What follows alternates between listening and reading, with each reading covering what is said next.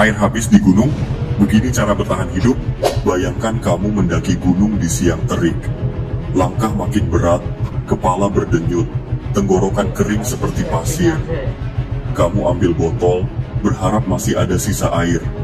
Tapi yang keluar hanya tetes terakhir. Panik mulai datang, apalagi pos peristirahatan masih jauh. Inilah salah satu situasi paling berbahaya di gunung. Kehabisan air. Banyak pendaki menyepelekan hal ini, padahal tanpa air, tubuh bisa runtuh dalam hitungan jam. Pertanyaannya, kalau benar-benar terjadi, apa yang harus dilakukan? Mari kita bahas. Kenapa air itu nyawa di gunung? Tubuh manusia adalah mesin yang sebagian besar berbahan bakar air. 60-70% tubuh kita adalah cairan. Kehilangan 1-2% saja sudah membuatmu pusing, lemas, konsentrasi buyar.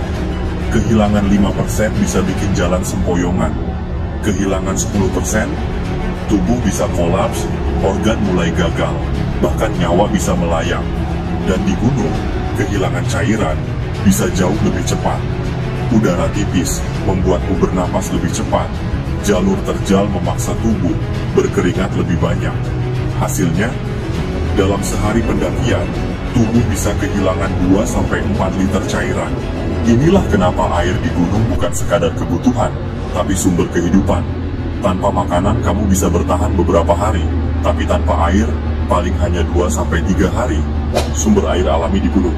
Pertanyaan berikutnya, kalau air habis, dari mana bisa mendapatkannya? Gunung menyimpan air dengan caranya sendiri, hanya saja pendaki harus jeli menemukannya.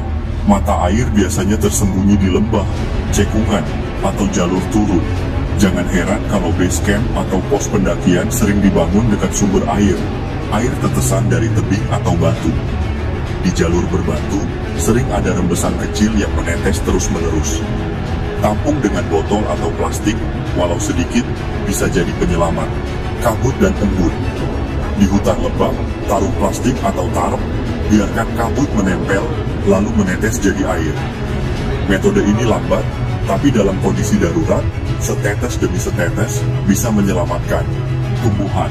Bambu muda sering menyimpan air segar di dalam ruasnya. Bahkan lumut di bebatuan lembab bisa diperas untuk mendapatkan cairan. Intinya, jangan terpaku hanya pada botolmu. Belajar membaca tanda alam bisa jadi penentu hidup dan mati. Cara mengolah air darurat. Namun, menemukan air bukan akhir cerita. Air jernih belum tentu aman. Banyak pendaki kena diare di gunung, bukan karena makanan, tapi karena air yang tercemar. Dan kalau sudah dehidrasi, ditambah diare, kondisinya bisa makin fatal. Ada 3 cara paling efektif untuk mengolah air darurat. 1. Rebus minimal 3-5 menit, lebih lama lebih baik. Panas membunuh bakteri dan virus. 2. Tablet penjernih atau iodine drops. Perawatan kecil ini ringan, murah, dan sering diabaikan pendaki. Padahal bisa jadi penyelamat dalam kondisi darurat. 3. Saring secara sederhana.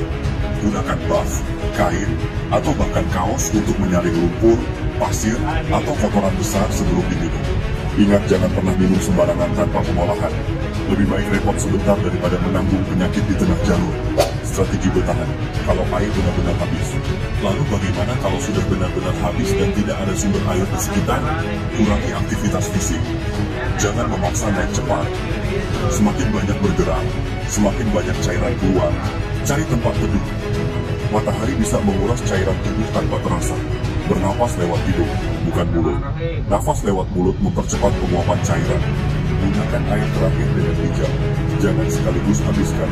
Minumlah sedikit demi sedikit, biarkan tubuh bergerak perlahan. Dan ingat, puncak bukan prioritas.